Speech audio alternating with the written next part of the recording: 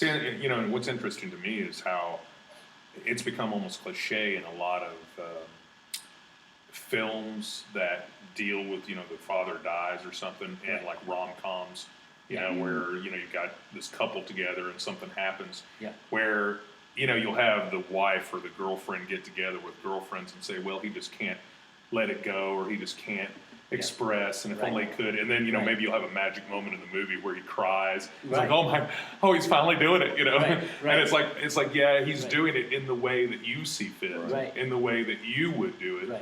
And here's the weird thing, is that she's inside going, ew, he doesn't look too good when he cries. Right. I wish he wasn't crying.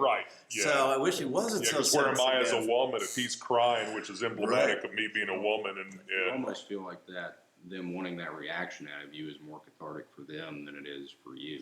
Right. Very true. Yeah. In fact, in the book, there's a chapter for women, and what I say is, don't invade their space. You can like touch them on the shoulder, they're going to be okay with that. But if you start saying, you know, I don't see you like quite getting the, you know, no. You could go as far as to say, I'll talk with you and not say anything, but even that implies you're not talking. Well, men don't have to talk, nor do women. I used to give a talk about how men grieve, and then these women would come up and go, oh, I grieve like a man. Because there's a big, you know, a lot of women don't want to be bawling in front of their girlfriends or their boyfriend. They go into a place where they're alone, and a few men will bawl anytime. I do notice that as men get older, they're more quick to be emotional, have emotional tears, but not to have necessarily tears out of grief. It's more like tears of joy when they have their grandchild or they see, but not so much. Only like 30% of men whose fathers died after the men were over 55 even cried over their father's death. It was as if, like my dad's 87, I'm 61. I probably will cry because I've just now more recently become more emotional at times, but it won't be because, oh my God, I've lost this person who's essential to my life, because he's not essential to my living the rest of my life anymore. It's almost like what I had, I'm crying over. But I've been letting that go for a long time. Yeah, like you've been secretly or internally in a process. They call it anticipatory grief. Right, yeah. So it's like it's building up, and something. My father's declined. You know, you see your dad when he was 6'2" and, you know, broad-shouldered, and now you see him at, you know. Yeah. It's like, like the king is gone. And he needs your arm to walk down the street. Yeah. It's a different world. Well, and I think, too, that as we get older as men, we have learned through film and perhaps even through other really good men that we've watched or patterned ourselves after. Oh, this is how to respond to this when this happens.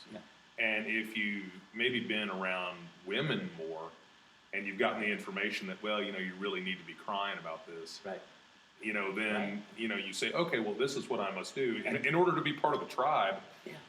They're the emotional experts, those women are. And we're going, what are we supposed to do? And then tell me that again. Cry. Tell me how to breathe. I can't do it. I can't make myself. I'm not an actor. When you see that in the work too, right? You know, you'll be in there with guys, and you'll see some guy there going, you know, just trying.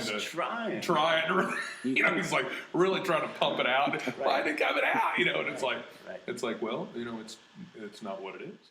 Do you think there's any connection between that and I noticed or have noticed a lot of women seem to want to fix things in people, you know, fix you emotionally or fix your bad habits or fix something. On a personal level, you know, not the way that we go fix, you know, a toilet or something, but they want to fix other people. They want to fix. I think there's a tendency for women to be taught to train us. Like, oh, okay, we've got the wild man now. Let's draw him in and domesticate him. And now he's domesticated and he's Right. tamed, and now I'm bored. Yeah, exactly. So I was lucky, actually. And part of it was I did not want to have that. So I had to let that go. That was the hard part, is the not hanging on when my wife, even at a party, might want to go and be loud, different, crazy, weird. And I want to go, honey. So you're the one saying, chill that out over there. No, I don't. That's it. I don't. Because I don't want her to rein me in on anything else. Oh, I see. Like I can be jumping, and that's not my thing. So you're not going to have to rein me in on that. But maybe you're going to have to rein me in on some other passion that I have. So she and I both said right from the beginning, let's not rein in each other's passions. Because, you get in the way of anybody else who really wants to do something or who's really letting out their inner self. I think that deteriorates the relationship.